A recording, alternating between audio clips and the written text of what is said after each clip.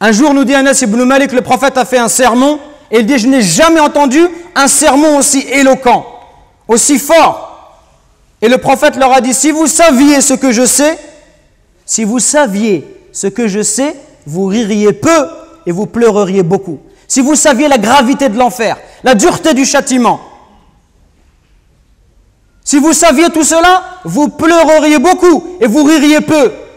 Et là, les compagnons, ils ont couvert leur visage et ils se sont mis à pleurer tout en couvrant le son de leurs pleurs.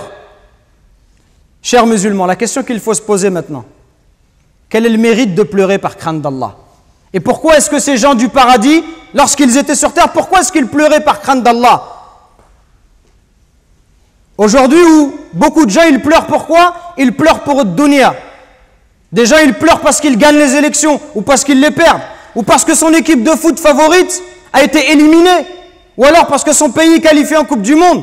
Ou pire que cela encore, quand il y a l'hymne national, avant un match de football, et tu le vois, il est debout, et il est concentré, il a les larmes aux yeux, et il te dit, j'ai des frissons. Aujourd'hui, on a des frissons pour ce genre de choses. Illa man rahimallah. On a des frissons quand on voit le drapeau de son pays, quand on les voit jouer en Coupe du Monde, quand on entend l'hymne national, on tremble. Et quand on entend la parole d'Allah Azza wa Jal, on ne tremble pas, on n'a pas de frisson, on n'est pas touché, on n'est pas ému. Sachez que celui qui pleure par crainte d'Allah, sachez qu'Allah Azza wa Jal, il aime cette goutte, il aime cette larme qui coule sur ton visage. Aujourd'hui, la vie d'ici-bas, elle prend trop de place. On aime trop de dunya, on aime trop l'argent. Au point où même quand on fait la prière, avant la prière, pendant la prière, après la prière, on pense qu'à l'argent. Les commerçants, ils pensent à leur business. Est-ce qu'il tourne, est-ce qu'il ne tourne pas? Et chacun, il est préoccupé par sa voiture, par ses enfants, etc., etc. Au point où cette prière, elle n'a plus de saveur. Elle devient thaqilatun ala an-nufus. Elle devient une lourdeur pour les croyants, une lourdeur pour les âmes. Cette prière, on ne la goûte plus, ça devient un fardeau dont on veut se débarrasser. Le prophète alayhi salatu wassalam nous dit, il n'y a rien de plus aimable à Allah Azza wa Jal que 2 gouttes et 2 traces. Et parmi ces gouttes, il a cité une larme versée par crainte d'Allah. Pourquoi est-ce qu'on doit pleurer par crainte d'Allah? Premièrement, parce que Allah Azza wa Jal, il aime cette larme qui coule pour lui. Allah, il aime te voir pleurer pour lui. Même si tu as désobéi, si tu pleures, quand tu pleures, Allah Azza wa Jal, il va te pardonner. Allah, il va te faire miséricorde. Deuxièmement, sachez que celui qui pleure par crainte d'Allah, Allah il ne le fera pas rentrer en enfer. Le prophète alayhi salatu wassalam nous dit, n'entrera pas en enfer un homme qui a pleuré par crainte d'Allah. Troisièmement, sachez que le jour de la résurrection, ce jour terrible, où tout le monde sera nu, incirconcis, exposé à la chaleur du soleil, ce jour-là, 7 catégories de personnes seront protégées sous l'ombre d'Allah. Le jour où il n'y aura pas d'autre ombre que la sienne.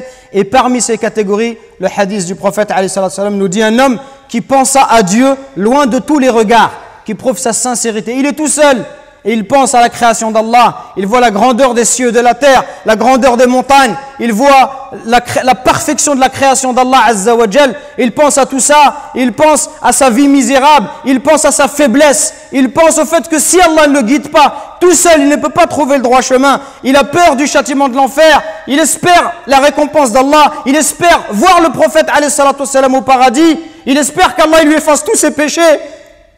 Il a peur d'être puni. Il a envie de voir Allah Azza wa Jal parce que c'est la plus belle récompense. Celui-là qui est tout seul, par sincérité envers Allah, et il se met à pleurer, Allah Azza wa Jal, il a pris l'engagement de le protéger. Donc ne soyez pas désespérés, la porte du repentir, la porte de la miséricorde, elle est grande ouverte, mais prenons cette voie-là et détachons-nous de la vie d'ici-bas. Détachons-nous de la vie d'ici-bas, arrêtons systématiquement de parler de dunya et notamment de football. Parce que beaucoup de jeunes, ils sont éprouvés par ça. Dès qu'ils sont à la mosquée, à l'extérieur, la seule discussion qu'ils ont, c'est le football. Et rien d'autre. Pas une seule fois tu les entends parler d'Allah. Pas une seule fois tu les entends parler d'un verset coranique. Pas une seule fois d'un hadith. Toujours et la même chose, le football, le football. C'est Shaitan qui nous a dressé ce filet. Comme un pêcheur qui jette son filet à la mer. Shaitan, par ses loisirs, ses divertissements qui sont extrêmement nombreux dans la société de consommation dans laquelle nous vivons, il cherche à dissiper et à éloigner le serviteur d'Allah Azza wa Jal. Et il le préoccupe. Certains par le football, d'autres par la musique, d'autres par autre chose. Au point où le serviteur, il n'a dans son cœur que l'amour de ces choses-là. Et il verra que le Coran, il n'a pas la place qu'il mériterait d'avoir dans son cœur. Nous récoltons vos dons pour la construction d'une nouvelle mosquée à Longjumeau. Walillahi alhamd. Barakallahu fikum, qu'Allah il accepte ces dons de votre part. Et continuons, Inch'Allah. Et bi'idhnillah, dans pas longtemps, on espère avoir de bonnes nouvelles. Qumu ila salatikum yarhamni wa yarhamkumullah.